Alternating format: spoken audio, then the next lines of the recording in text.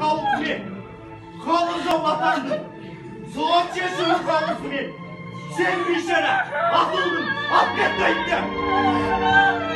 Сен қайуан қасқырсың, шайтан қаныңды сыпырсын, шырылдап тозақ отында, әбелестеріңді сыпырсын, қырылар қарғысан.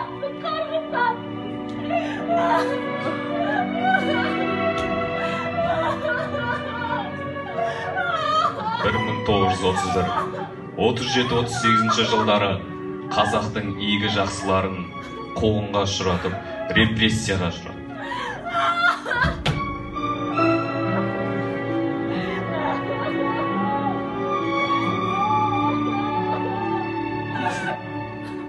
Анасы шырамаңыз.